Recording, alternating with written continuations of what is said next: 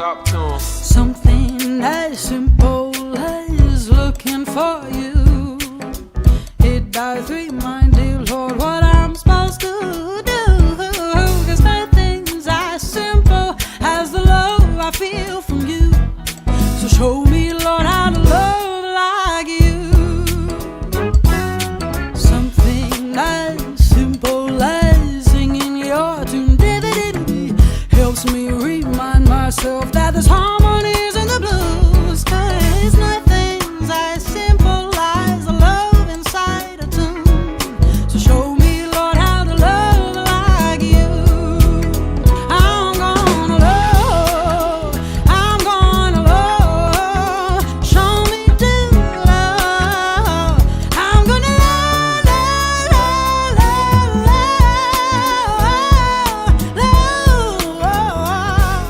show me, Lord, how to love like you. Amén, qué hermoso es saber que podemos confiar y confiar en el que es nuestro Padre, nuestro Todopoderoso y que Él es perfecto y por sobre todo nunca nos va a fallar.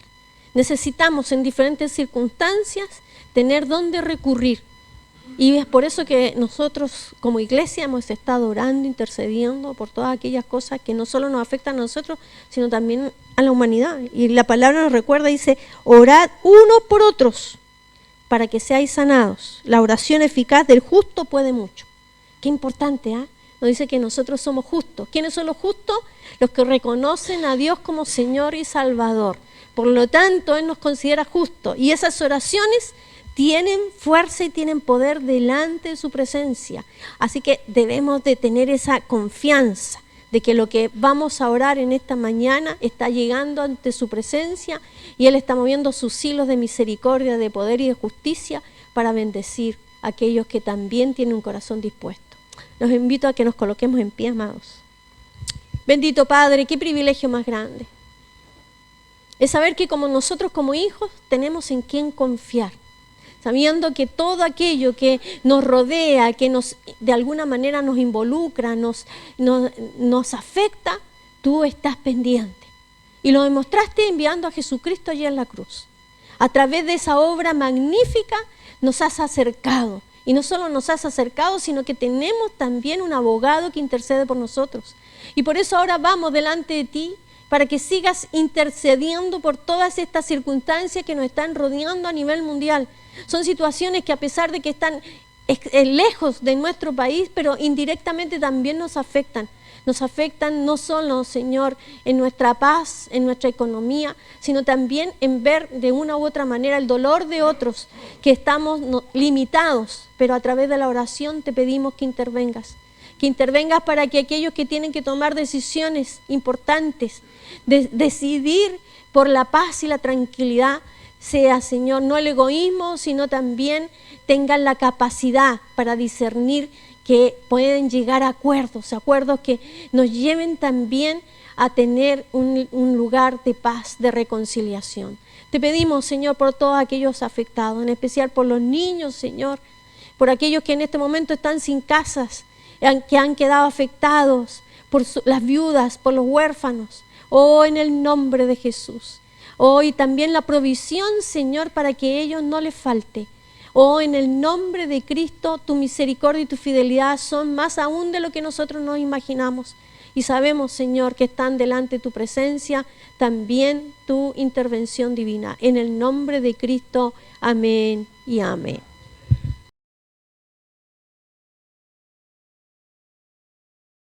Saludar a quienes hoy nos acompañan en redes e invitarlos a la palabra del Señor en el libro de Romanos, capítulo número 11, verso 25. Porque no quiero, hermanos, que ignoréis este misterio, para que no seáis arrogantes en cuanto a vosotros mismos, que ha acontecido a Israel endurecimiento, en parte, hasta que haya entrado a la plenitud de los gentiles. Y luego todo Israel será salvo, como está escrito: vendrá de Sión el libertador, que apartará de Jacob la impiedad. Y este será mi pacto con ellos, cuando yo quite sus pecados. Así que en cuanto al Evangelio, son enemigos por causa de vosotros. Qué interesante, ¿eh? Son enemigos, dice, por causa de vosotros. Pero en cuanto a la elección, son amados por causa de los padres. Porque irrevocable son los dones y el llamamiento de Dios. Dice, irrevocable son los dones y el llamamiento de Dios.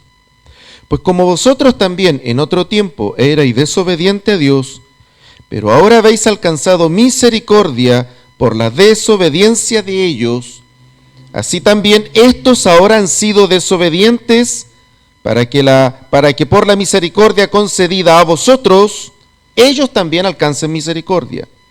Porque Dios sujetó a todos en desobediencia para de esa misma manera tener misericordia de todos. Oh profundidad de la riqueza, de la sabiduría y de la ciencia de Dios, cuán insondables son tus juicios e inescrutables tus caminos. Porque ¿quién entendió la mente del Señor? ¿O quién fue su consejero? ¿O quién le dio a él primero para que le fuese recompensado? Porque de él, y por él, y para él, son todas las cosas. A él sea la gloria por los siglos. Amén. Gloria al Señor. Quiero releer el último versículo. Porque de él, y por él, y para él, son todas las cosas. A él sea la gloria por los siglos. Amén. No existe, no hay, si uno revisa toda la historia humana para atrás, no hay tiempo espiritual de mayor confusión que el que vivimos. Este es el tiempo de más confusión espiritual que hay en el mundo. De hecho, hace muchos años no tenemos grandes líderes mundiales en la palabra. ¿Por qué? Porque tenemos tanta oferta, aparentemente, tenemos tanto que de pronto, ¿no es cierto?, aparece uno diciendo una cosa, otro diciendo otra, y han traído mucha confusión a la iglesia. El problema está en que de pronto nos olvidamos que Dios establece a la iglesia local, lo que entendemos como comunidad, como la forma en que Él trabaja y educa a la iglesia de Cristo. Tenemos mucha tecnología y eso es una bendición, nosotros también la usamos. Pero la tecnología es solo una herramienta, como lo es un micrófono, como lo es un vaso, como lo es un cuchillo, como lo es una cuchara para comer. De tal forma que la herramienta jamás va a reemplazar la revelación de Dios. Que tengamos más y mejor forma de comunicar no quiere decir que ha llegado el fin de la iglesia, como la conocemos, como algunos mentirosos están diciendo, y que estamos en presencia de una nueva iglesia. Eso es una mentira del diablo. La iglesia no es nueva. La iglesia tampoco nace apenas en el Nuevo Testamento. La iglesia viene desde la eternidad en el corazón de Dios. La Biblia dice que desde la eternidad Dios ha querido tener una familia. Todo el Antiguo Testamento se trata de cómo Dios trabajó con una nación para que entendiera esa nación que Dios quería tener una familia y que esa familia tenía que propagarse por todo el mundo. Nunca Dios quiso algo exclusivo. Dios quiso que todo el mundo fuera su familia. Él no quiere que nadie se pierda. Entonces Dios no quiere familia exclusiva, Dios quiere familia popular, grande, millonaria, multimillonaria, como quieran colocar el calificativo, multitudinaria, el multi que ustedes quieran, así lo quiere Dios, siempre. El problema es el pecado, es la caída. Pero el corazón de Dios ha querido tener una familia multitudinaria, ojalá todo el mundo, eso ha estado siempre en su corazón. Antes de morir, Jesús le dice a los discípulos, vayan por todo el mundo. No les dice una parte, todo el mundo. De pronto nosotros tenemos malas experiencias. A mí me ha tocado trabajar con muy malos líderes a veces, con muy malas personas. Y cuesta un poco entender la distorsión que a veces tienen del evangelio. Gente que de pronto en vez de aperturarse a otros, se cierran a otros. He visto cómo gente a veces usa su autoridad espiritual para castigar, sancionar a otros. Una cantidad de cosas que uno se pregunta si esas personas han conocido a Cristo. Porque el deseo y el corazón del Padre es una familia a la que hay que cuidar. A la que hay que cuidar. Entonces, cuando habla de Israel, está hablando de ese sentimiento, de esa revelación de Dios desde la antigüedad hasta el día de hoy. Ese es el contexto. Entonces, ¿qué dice Romanos? El apóstol Pablo se hace cargo de la historia de Israel y dice, ok, ahora estoy hablando desde el contexto de la iglesia, pero desde el contexto de la iglesia yo les quiero decir que Dios no abomina a Israel, que Dios quiere que Israel se salve, que Dios quiere que sea otra la historia de Israel. Y por eso es que va a haber mucho engaño en este tiempo, y por eso es que tenemos que estar atentos a lo que ocurre en esa zona del planeta, porque primero nunca va a haber paz. Eso es una mentira. La profecía dice que cuando todo el mundo crea que se logra la paz mundial, dice, entonces vendrá el fin. De tal manera que tenemos que tener claro esto para no ser engañados y para comprender la historia que estamos viviendo. Sabemos que estamos en un momento crítico, difícil, muy sensible en esa zona. No solo por lo que está ocurriendo en Israel, sino por lo que está ocurriendo y sigue ocurriendo más arriba. Lo de Ucrania no ha terminado.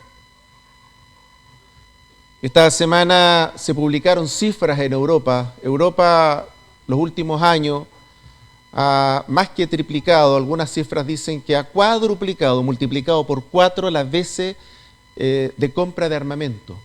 Algo está pasando. De tal forma que tenemos que comprender que vivimos tiempos que son muy sensibles, muy delicados, pero que no es el fin. Y quiero hablar de esto con claridad con la palabra para que lo entendamos. El apóstol Pablo dice claramente que un punto focal de la historia es que Dios va a redimir a Israel. Israel no va a ser destruido, Israel no va a ser arrancado de la tierra. Así que ese pensamiento diabólico no va a ser posible. Este pasaje dice que Dios cumple su promesa y Dios le dio una promesa a Abraham de una familia, un pueblo que era para él, y Dios va a cumplir su promesa. A pesar de que Israel le ha dado la espalda a Dios, mató a Jesús, es verdad. Pero dice la palabra del Señor que gracias a ese endurecimiento nos llegó a nosotros la palabra. El propio apóstol dijo un día, ya no más iré a la casa de Israel, ahora me volveré a los gentiles. Y mire, nosotros estamos a miles de kilómetros de aquello y esa palabra se cumplió y la iglesia está regada en todo el mundo. No hay rincón de Chile donde no haya un templo que adore y alabe al Señor por esa promesa que Dios cumplió. De tal forma que tenemos que primero tener claro que si bien es cierto estamos en tiempos muy complejos, no estamos al borde del fin, no estamos en el fin. ¿Estamos en los últimos tiempos? Sí, pero no es mañana. Hay cosas que todavía no han ocurrido y que tienen que ocurrir. Y en este pasaje hay algo que es muy claro. Tiene que haber un momento en que Israel como nación, nación-estado, no como pueblo, no como un grupo de etnias, de tribus, ¿no es cierto?, que están por ahí nómades, no, como nación-estado, como la nación judía, se va a convertir toda al Señor. Dios la va a conducir al arrepentimiento. Y la profecía dice que eso va a ocurrir y va a ocurrir a los pies del Sinaí. Se va a abrir el monte y van a ver al Señor crucificado y ese día el pueblo de Israel se va a convertir, va a entender el plan de salvación y se va a cumplir la promesa de Dios. ¿Por qué decir todo esto hoy día? Porque cuando las aguas están turbulentas, a veces las personas se mueven de la palabra y se dejan llevar por lo que están escuchando. Y cuando eso ocurre, generalmente nuestras decisiones van a ser desafortunadas. No tenemos que movernos en la vida por lo que escuchamos. No puedes tomar decisiones por la tincada o por lo que alguien te dijo o no te dijo. No puede ser un comentario más poderoso en tu vida que la palabra de Dios. Si Jesús lo dijo, el apóstol lo dijo, de lo que no hay que moverse es de la palabra. y de cómo la palabra hace y dice iglesia. La palabra enseña cómo hacer iglesia, no hay que movernos de aquello. Y cuando alguien se mueve de aquello, le tenemos que decir, lo que estás haciendo no está en la palabra. La forma como me lo estás diciendo no está en la palabra. La palabra es la que manda. La palabra es nuestro marco regulatorio. La palabra es la revelación del Padre y la palabra nos muestra indicadores que son muy importantes a considerar en esta época. ¿Habrá paz en Israel? Solo cuando el Señor venga a reinar. Antes no. Antes solamente van a haber apariencias de paz. Vamos a tener apariencias de paz. Que tal o cual personaje sea efectivamente ese bíblico que habla las escrituras de anticristo, eso es una mentira del diablo, no lo sabemos. Es más, nuestra creencia en la palabra del Señor es que nosotros como iglesia no vamos a estar cuando eso ocurra. Cuando el anticristo esté en plena potestad en la tierra, no vamos a estar. El Señor ya habrá recogido a la iglesia. Por eso dice que somos salvos. Vamos a ser salvos de esa ira que vendrá al mundo. Por eso somos salvos. Él nos perdona del pecado, pero nos salva de la ira venidera. De tal forma que no vamos a tener esa experiencia. Por eso es que es importante que ustedes y yo nos preocupemos de la fe de nuestros hijos, de nuestras hijas. No solo de la nuestra, de nuestros amigos, de las personas que te rodean. Porque esto es serio. Una cuestión muy importante de este pasaje es que después de enseñarnos historia y colocar la historia en su lugar y decirnos cómo van a ocurrir las cosas y explicar por qué Dios sujetó a todo el mundo al pecado para luego tener misericordia de todos, entonces el diálogo de Dios deja de ser un diálogo por un pueblo. Explica el apóstol la idea de Israel como una especie, ¿no es cierto?, de símbolo para comprender este momento de la historia, pero luego el apóstol lo lleva a todo el mundo y dice y establece una máxima de Dios que es maravillosa. ¿Por qué Dios sujetó a todo el mundo? ¿Por qué la caída fue para todos por igual? Y entonces Romano lo explica y dice, para que la gracia, el perdón, también sea para todos. ¿Se fijan la justicia de Dios? Él es justo. Ahora, que Dios sea justo no quiere decir que la vida sea justa. Y la vida es injusta. Si alguien no cree en esa frase, pregúnteselo a alguien que tenga una enfermedad terminal, un accidente grave, que lo haya perdido todo, que lo hayan dejado todos, que lo hayan abandonado todos. La vida no es justa. Por una razón simple. Está afectada por el pecado. De tal forma que tu historia injusta, mi historia injusta, tu historia de dolor y mi historia de dolor son el resultado de la caída. Y por eso dice Romano que estableció una máxima. Todos cayeron, todos tienen una historia dura, todos tienen una historia de dolor. De pronto nos ha pasado, hay personas que nos hablan como que si la de ellas fuera la única historia de dolor en el mundo, y no se percatan que todo el mundo está con dolor, a tal punto que incluso la propia creación tiene, ¿no es cierto?, dice la palabra, dolores de parto. La creación fue sujetada. Imagínense ustedes que la Biblia habla de que la creación tiene vida. Tiene vida. Pero no en sí misma porque es independiente de Dios. Tiene vida porque tiene a Dios, porque Él la sustenta. Y esa creación que tiene vida fue sujeta a ese pecado. Y por eso gime, dice, gime, clama en otras palabras, le dice a Dios, por favor pronto ven y restaura estas cosas. Mientras eso ocurre, entonces viene Cristo, muere en la cruz y nos permite el perdón de Dios, así como todos estuvimos bajo pecado, ahora todos tenemos la posibilidad de revertir esa historia gracias a Jesucristo. ¿Hasta ahí tiene sentido? Sí. Pero ¿qué tiene que ver la última frase? Porque estamos hablando de un pasaje que nos ayuda a entender este momento histórico en el que estamos. ¿Será este el fin? ¿Ahora sí? No, claramente leemos este pasaje y claramente no lo es. Israel no se ha arrepentido. Todavía no se ha vuelto a Dios. Sigue lejos de Dios. Cuando llegue el momento en que Israel se convierta, entonces estamos cerca del fin. Pero antes no. Ahora, ¿de qué fin? ¿De qué fin, no? Y este pasaje habla muy bien, ¿no? Y dice, ¿no es cierto?, claramente, hasta plenitud de los tiempos de los gentiles. ¿Y a qué se refiere eso? Se refiere a que ese día en que Israel le dijo a Dios, no queremos más teocracia. Acuérdense de ese episodio en que fueron delante de Samuel y le dijeron, nosotros no queremos más que tú nos gobiernes, ahora queremos un rey como las demás naciones. Y el siervo del Señor va donde Dios y le dice, me han rechazado a mí. Y entonces Dios le dice, epa, no te han rechazado a ti, es a mí a que han rechazado. Y este episodio se repite en la historia bíblica, cuando Jesús es llevado, ¿no es cierto?, ante esa multitud, y de pronto la autoridad romana les pregunta, bueno, ¿a quién les dejo libre hoy?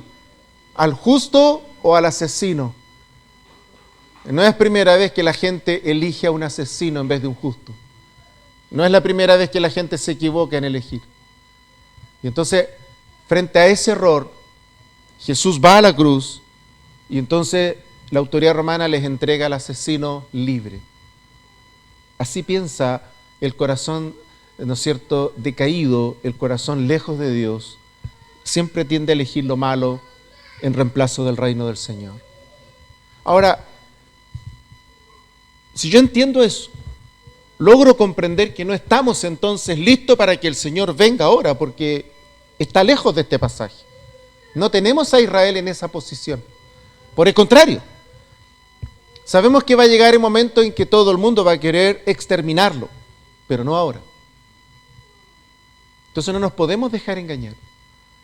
No podemos creer a toda la inmensa cantidad de información que hay en las redes y tenemos que aprender también a consumir redes sensata y correctamente. Tenemos que aprender a filtrar, tenemos que aprender a tener madurez. No son las redes las que alimentan tu fe, tiene que ser la palabra. Y yo quiero felicitar a algunos que a razón de esta inquietud han vuelto a leer la palabra. Eso es lo que hay que hacer.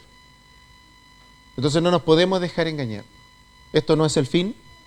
No sabemos si es mañana, pero ahora no. Y no lo sabemos eso por las Escrituras. Sabemos que las Escrituras hablan de un momento histórico, va a ocurrir en la historia, que Israel se va a arrepentir. Eso no ha ocurrido. Cuando ocurra, no se preocupe, lo va a saber todo el mundo. Pero mientras no ocurra, aún no es el fin. Ahora, ¿de qué nos sirve esto? ¿O para qué nos sirve?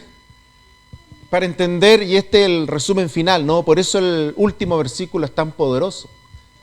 Para entender que la historia no se manda sola. Querida iglesia, tu historia personal tampoco se manda sola. Hay alguien que dirige la historia. Hay alguien que la contiene. Hay alguien que le pone coto. Hay alguien que la redirige cuando ésta se desbanda. Hay alguien que la vuelve a encauzar cuando un pueblo ora y clama a Dios. Es Dios el que está en control. Y este versículo final no solo es la conclusión de la historia, de cómo funciona la historia, sino que el apóstol nos quiere enseñar a través de eso cómo debiera de ser nuestro caminar personal con Dios.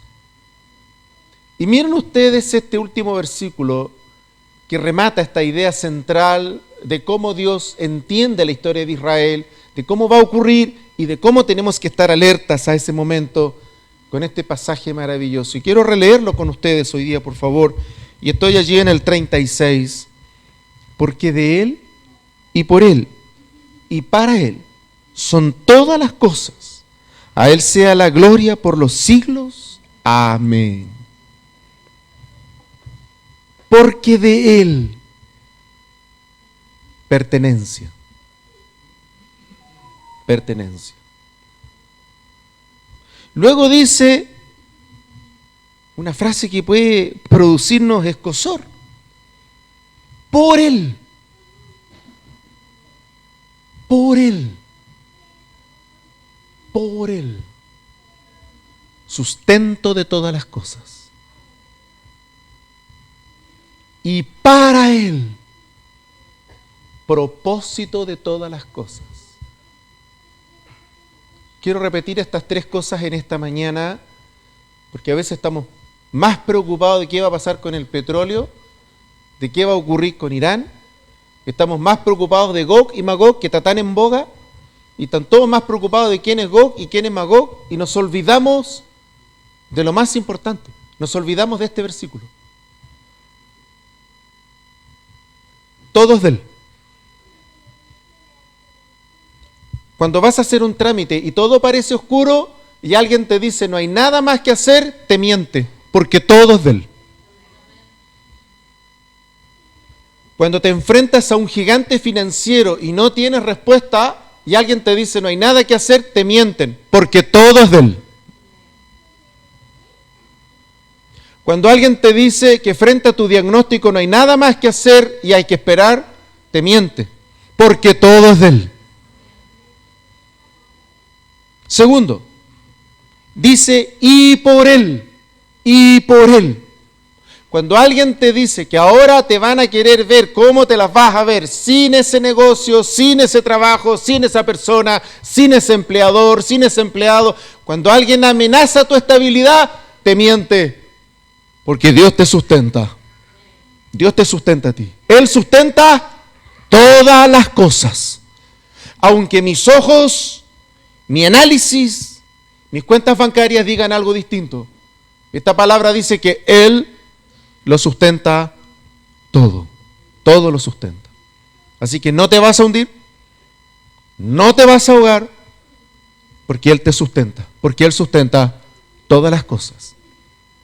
¿Estás en un desafío grande, menor, mayor, más allá de tus fuerzas, igual a tus fuerzas? ¿Lo puso Dios en tu corazón? No te preocupes.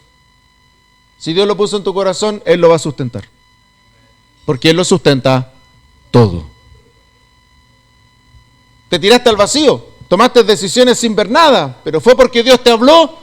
No te preocupes cuando no veas nada, no te preocupes cuando veas desierto, porque el desierto es parte de la respuesta de Dios. Por una razón simple, Él quiere llevarse toda la gloria, porque Él todo lo sustenta, así que te va a sustentar, porque Él te sustenta. 3. Y para Él, y probablemente ese es el problema más sensible que tenemos en este siglo, es que para Él son las cosas. Es que tenemos que volver a ser cristocéntricos. Es que todos los días tengo que trabajar, tienes que trabajar. Es que no hay día que no tenemos que lidiar con este problema. Porque cuando tú no eres cristocéntrico, tú eres egocéntrico. Solamente tenemos estas dos grandes columnas en las que nos movemos todos los días. Te levantas en la mañana y puedes levantarte siendo egocéntrico y acostándote siendo egocéntrico. Todo para ti, todo a través de ti, y todas las cosas son como tú dices. O al revés. Luchamos todos los días para trabajar, vivir, tomar decisiones y actuar para agradar al Señor. Y aquí está nuestra lucha diaria. Y por eso este pasaje es maravilloso. Pasa de hacernos entender nuestro momento actual a poder entender qué tenemos que hacer todos los días. Algo simple, pero difícil de hacer. Todos los días. Señor, tú lo hiciste todo. No podemos vivir acosados, no podemos vivir atemorizados, pensando que ha llegado el fin, pensando que se nos viene la nube negra. No podemos vivir con miedo, tenemos que vivir conociendo al Dios que servimos. El Dios que servimos, todo es de Él. Todo es de Él. De hecho, cuando de pronto ofrendamos y alguien dice, bueno, le vamos a dar a Dios, estamos hablando mal, estamos no entendiendo la palabra. ¿Cómo le vamos a dar a Dios algo que ya es de Él? Todo es Dios, todo es de Él, no hay nada que no sea de Él, todo es de Él. Que las personas se apropien es distinto, pero es de Dios, le pertenece a Él. Entonces todo es de Él. Por eso cuando ofrendamos, apartamos lo que Él nos enseña para que la obra avance, que es distinto. Aparto lo que la Biblia me enseña y yo trabajo y yo aporto, y por eso soy iglesia. Por eso ofrendo, por eso diezmo. Yo soy parte integral del cuerpo de Cristo, obedezco la palabra, la hago. Pero no quiere decir que yo estoy devolviéndole a Dios algo, porque todo es de Él. Lo que hago yo es actuar en obediencia, que es distinto. Y al actuar en obediencia, pongo toda mi vida económica y financiera bajo la bendición de Dios. Esa es la enseñanza del Nuevo Testamento. Eso es lo que hacemos. Pero nosotros no le damos nada a Dios porque Él nos ha dado todo. Porque todo es de Él. Él todo lo sustenta. Entonces tenemos que zafar, tenemos que arrancarnos de la idea que son nuestras ideas, que es nuestro esfuerzo. Nos ha tocado ver esta semana y estuve repasando cifras que son preocupantes. En nuestro país la tasa de enfermedades cardiovasculares y sobre todo producidos por el estrés se ha disparado tremendamente. Tenemos que ponerle atención a esto. Y no está afectando a los adultos mayores, está afectando a los más jóvenes. Entonces tenemos una carrera loca que hay que frenar, que hay que poner atención. Tenemos que vivir y no pagar el costo de la vida en ese intento. No tenemos que vivir y pagar el costo de esa vida con la muerte. Eso es totalmente desquiciado, es desequilibrado. Porque no vivimos para nosotros. Y eso es muy importante, porque Él lo sustenta. No puedo pensar que todo lo sustento yo, porque si yo comienzo a pensar que todo lo sustento yo, va a llegar un momento en que esa carga mi cuerpo no la va a poder resistir. Y tenemos que empezar a entender la palabra. Él lo sustenta. El Señor nos va a sustentar. ¿Cómo? No lo sabemos. Pero el Señor sustenta nuestras vidas. Él sustenta el universo. Él nos sustentará a nosotros. Pero no hay que tomar el lugar de Dios. Tenemos que entender que ese lugar es del Señor. Y lo tercero, dice que todas las cosas son para Él. De tal forma que si lo que hacemos no tiene un propósito de reino y solo tiene un propósito individual o personal, en algún momento eso nos va a pasar la factura. Tiene que haber un propósito de reino. No puede ser que solamente tenemos para nosotros. No funciona así. Tenemos que invertir en el reino y tenemos que invertir en la obra del Señor. Y por eso dice que las cosas son para Él. Entonces cuando hablemos, tenemos que trabajar para que lo que hablemos sea para Él. Cuando actuemos, tenemos que trabajar para que cuando actuemos le lleve honor y gloria al Señor. Para que cuando tomemos decisiones, nuestras decisiones alegren el corazón de Dios. Se trata de vivir de esa manera. Esa es, al final del día, la aplicación de esta palabra. Si olvidamos eso, vamos a terminar confundidos, nos van a engañar y no vamos a saber los tiempos del Señor. En otras palabras, vamos a vivir como viven los gentiles, perdidos, en confusión, sin la luz del Evangelio. Y por eso este pasaje termina de una forma hermosa. Dice, si yo declaro que Él es el sustento de todas las cosas, el amo y el dueño de todas las cosas, si yo declaro que todas las cosas le pertenecen, son de dominio del Señor, si yo declaro que yo voy a vivir cristocéntricamente, que yo voy a actuar cristocéntricamente, que yo me voy a esforzar para estudiar cristocéntricamente, si yo voy a entender que voy a honrar a Dios con lo que hago, que voy a honrarlo con lo que hablo, que voy a honrarlo con lo que yo administro, que yo lo voy a honrar con los bienes que están en mi mano, que yo lo voy a honrar, que yo le voy a llevar honra al Señor porque yo lo voy a hacer bien, no para mí, sino para darle honor y gloria a Él. Cuando yo entiendo eso, estoy listo para la alabanza, para adorarle. Y por eso Romanos dice, a Él sea la gloria, dice, termina, a Él sea la gloria por los siglos. Entonces, en esa última expresión, a Él sea la gloria, resume por qué lo adoramos, por qué cantamos, por qué elevamos alabanza. ¿Por qué hacemos eso? Porque reconocemos en el Señor quien lo sustenta todo, reconocemos en el Señor quien nos da todo y reconocemos en el Señor quien le da propósito a todo lo que hacemos o a todo lo que tenemos. Si yo me aparto de eso, mi espíritu se confunde, mi mente se confunde, se va a turbar y voy a tomar muy malas decisiones de vida. Cuando yo me aparto de la palabra, la única posibilidad es la oscuridad, solo ella es la luz. Ahora, yo puedo hablar de Cristo, pero actuar al margen de la palabra. Y hay muchas personas que entienden mal, se confunden y dicen, bueno, mientras yo me mantenga fiel a la palabra, pero actúan mal. Esas cosas es imposible de engañar al Señor. Tenemos que actuar bien. Y por eso dice este pasaje, como para el Señor, para Él. El propósito es Él. Me me puso muy gozoso, muy contento en esta mañana escuchar el devocional que nos compartía Frank, el de poder adorar a Dios con fe no fingida, ¿no? Honestamente. ¿Y por qué necesitamos hacer eso? Porque al final del día lo que mira al corazón, quien mira al corazón es el Señor, de tal forma que no podemos engañar aquello. Y cuando el corazón está bien, tiene fruto. Va a dar fruto. Y cuando el corazón no está bien, también da fruto. Lo malo igual da fruto, solo que da fruto para perdición, te destruye, te aparta, te liquida. Pero la honestidad lo que hace, te da frutos para bien. Trae honor al Señor, trae gloria al Señor, trae honra al Señor. Por eso la palabra del Señor habla de las personas que edifican la iglesia y de las personas que destruyen a la iglesia.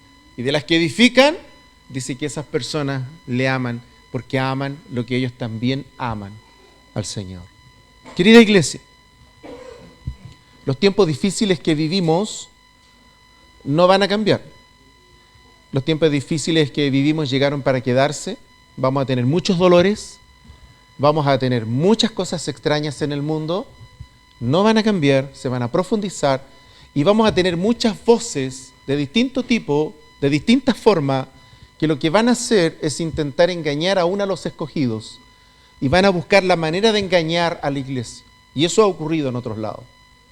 ¿Cómo nos defendemos de eso? La palabra. La palabra. ¿Sabemos que Dios va a redimir a Israel como nación? Sí. ¿Por qué lo va a hacer? Porque hay una promesa de Dios Padre y Dios cumple su promesa. Mientras eso no ocurra, aún no llega el fin. Y mientras no llega el fin, hemos aprendido algo muy potente esta mañana. Todo es de Él, todo es por medio de Él y todo es para Él. Él lo sustenta, Él es la causante de todo y todas las cosas que hacemos deben girar en torno a Él.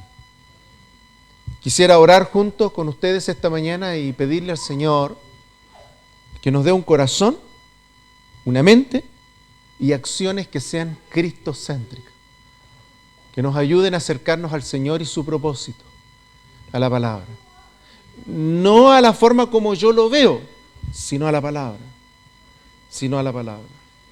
Mire, humanamente nos va a costar siempre, quiero poner solo un ejemplo, nos va a costar siempre perdonar a una persona que nos robe, a una persona, ¿no es cierto?, que nos afecte, que tome lo nuestro. Va a ser difícil, por eso que es tan compleja la delincuencia, ¿no? Es difícil perdonar a alguien que te roba. Pero la Biblia nos llama a perdonar al que nos roba 70 veces 7. Es una figura, ¿no? Sí, es una simple figura, pero lo que está tratando de decir la Biblia es que eso es reino. Entonces, una cosa es que el reino es algo que yo hablo, y otra distinta, el reino es algo lo que yo vivo, lo que yo practico. Y este pasaje nos quiere enseñar que no se trata de lo que yo crea, se trata de lo que yo hago. Y tenemos que trabajar todos los días para que nuestra mente y nuestras acciones sean cristocéntricas y no egocéntricas, sino cristocéntricas. Que las decisiones que yo haga, que yo tome, aún yo tengo familia, no estén girando en torno a la familia, tienen que girar en torno a Dios, porque si giran en torno a la familia me voy a equivocar. Necesito que giren en torno al Señor, porque el Señor ama a mi familia, Él me la dio, y por lo tanto, si yo primero tomo decisiones amando a Dios, voy a amar a mi familia. Pero si yo primero tomo decisiones amando a la familia y después a Dios, parto mal. No puedo amar a la familia por sobre a Dios, tengo que amarlo a Él primero. Y por eso es que es tan importante este pasaje. Tenemos que levantarnos todos los días siendo cristocéntricos y tenemos que acostarnos todos los días siendo cristocéntricos. ¿Nos va a costar? Sí. ¿Van a haber días que lo vamos a hacer bien? Sí. ¿Vamos a haber días que nos vamos a acostar con la sensación que lo hicimos mal? También. ¿Van a haber días de derrota? Sí. ¿Van a haber días donde no lo vamos a lograr? Pero si comienzas a hacer de la derrota una forma de vida, tu corazón se alejó de Dios. Pero si te das cuenta de la derrota y de la derrota pides el perdón y vuelves a la palabra, entonces tú tienes que hablar de restauración. Estás restaurando las cosas a como tienen que hacerse. Él lo da, Él lo sustenta, pero lo hace para Él. Lo que Él da y lo que Él sustenta no es para vivir para mí, sino es para Él. Eso es ser cristocéntrico. Que yo entiendo que todo es de Él, que yo lo creo con todo el corazón que Él sustenta mi vida, pero yo también creo con todo el corazón que todo lo que yo hago, lo que yo digo, lo que hablo, todo lo que haga como ser humano, gira en torno a Él. Cuando yo entiendo eso, entiendo el reino. Vivo el reino. Y ese es el desafío. De tal forma que, ¿cómo llegamos a esa declaración? Entendiendo los tiempos y comprendiendo que aún no llega el fin. Y por lo tanto tenemos tiempo para poder trabajar esta virtud, para poder desarrollar esta palabra y para poder hacerla carne. Eso nos diferencia de los fariseos, que no solo la hablamos, sino que la practicamos. Y por eso que uno ve buenos creyentes y uno ve muy malos creyentes. Ve buena gente de Dios y uno ve muy mala gente de Dios. Porque hablar el lenguaje de Dios sin ser cristocéntrico es ser fariseo. Pero trabajar la palabra siendo cristocéntrico, cosa que a veces no nos va a traer la mejor respuesta, no nos va a traer la mejor mirada. Reitero, porque si me roban y alguien me escucha que yo perdono al ofensor y está al lado mío y le robaron también a él o a ella, seguramente me va a mirar con malos ojos, porque no lo va a entender. Por lo tanto, ser cristocéntrico es un conflicto. Entra en conflicto con los valores de este mundo, entra en conflicto con los valores, ¿no es cierto?, filosófico, económico de este tiempo. Ser cristocéntrico es a contrapelo de cómo entendemos nuestra sociedad actual. Pero ese es el llamado del Señor, a que seamos cristocéntricos. Quisiera invitarles en esta ocasión a orar por esto, a pedirle al Señor su fortaleza, su sabiduría, su gracia, para poder trabajar en esa dirección. Es imposible que Cristo se forme en nosotros si yo no muero. Tengo que morir. No puede cohabitar Cristo y yo. O es Cristo o eres tú. Si eres tú, es egocéntrico. Si es Cristo, es cristocéntrico. Y ese es el desafío que tenemos. Padre, gracias por esta mañana hermosa. Gracias por entender los tiempos que vivimos, la complejidad de ellos, la confusión que también se genera en ellos. Queremos darte gracias por la palabra, porque en ella hay claridad total y absoluta de nuestros tiempos. Nada te es oculto a ti, nada te es, Señor, privado a ti. Y tú lo revelaste a la iglesia. Y lo que estamos conversando en esta mañana con tu pueblo es tu revelación. Es como tú ordenaste los tiempos. No hay ninguna novedad, no hay nada que nos vaya a sorprender si conocemos tu palabra. Señor, si conocemos tu palabra, nada nos va a sorprender, nada nos va a asustar, nada nos va a engañar, porque tu palabra es fiel y verdadera y se cumplirá, dice tu palabra. Hasta la última letra, punto, coma, tú cumplirás tu palabra. Oramos en esta mañana primero, Señor, para que nos den la claridad de no movernos de la palabra nunca. Que la palabra sea nuestra ancla profunda, Señor, que sea tan profunda que podamos entender que lo que se hace o lo que se dice debe de estar en ella. Si no lo está, estamos en un terreno delicado delante de ti. Por eso queremos rogarte ahora, al entender esto primero, al comprender la posición de tus promesas con Israel, al entender que tú eres fiel, que tú las vas a cumplir, pero que aún todavía no se cumple. Por lo tanto, no es el fin de las cosas. Aún en ese tiempo que tenemos, Señor, antes que se cumpla, te queremos rogar ahora a todos nosotros, desde el menor hasta el mayor, sabiendo que nuestras luchas son todas distintas. Señor, algunos tienen luchas emocionales, otros económicas, otros, Señor, luchas personales profundas, sentimentales. Señor, otras, Señor, serán luchas sexuales, otras serán luchas económicas, financieras, otras de proyectos. Señor, tenemos tantas áreas, tantos aspectos, pero todos ellos los conoces tú.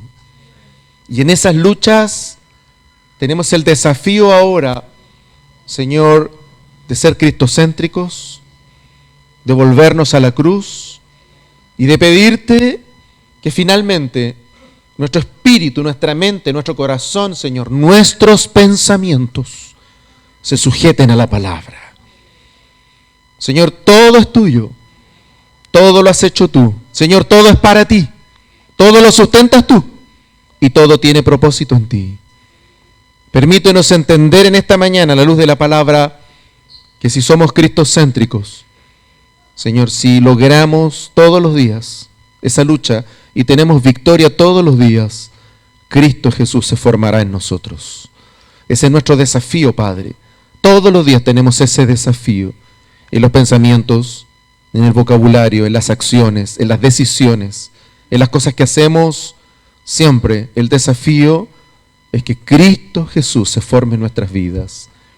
Quisiéramos rogarte en esta jornada, Padre bueno, danos tú la fuerza, la claridad, danos tú el vigor, danos tú también las alertas en los momentos críticos, cuando tomamos el camino equivocado, Señor, cuando el ego, el yo, es más fuerte que tu voz admirable. Te rogamos que el Espíritu Santo nos advierta de ese peligro. Señor, oramos para que esas cosas que ocurren cuando un creyente se aleja de tu palabra dice que pierde la paz, ya no dormirá igual. Todos los días estará allí su conciencia acusándole, diciéndole, hablándole, amonestándole. Aún el sueño tú lo vas a interrumpir, dice tu palabra. Y por eso oramos para que estas señales que son tan importantes, Señor, son tan sencillas pero tan profundas, en todos nosotros funcionen adecuadamente y podamos leerlas correctamente para volvernos a ti y a tu palabra cada día, cada momento, para que al terminar el día podamos descansar en paz, habiendo dado la lucha correcta y estando del lado correcto tuyo. Queremos rogarte, Señor, que a todos nosotros nos dirijas, nos ayudes también para enseñarle lo mismo a las nuevas generaciones.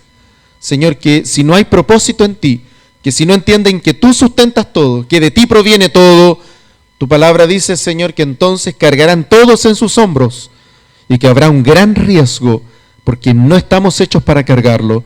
Por eso es que es tan importante en esta jornada comprender, Señor, que ser cristocéntrico es vivir en paz, es vivir en reposo, Señor, es vivir haciendo nuestra parte, considerando siempre que es lo mejor, pero por otro lado, teniendo siempre presente que el fruto de lo que hacemos te lleve a ti honor y gloria. Gracias por tu voz maravillosa, gracias por tu palabra y concédenos la bendición de disfrutar todos los días que aquellos que vivimos el día para ti, vivimos ese día delante de ti en paz y en bendición. Te lo pedimos para la gloria de Jesús. Amén.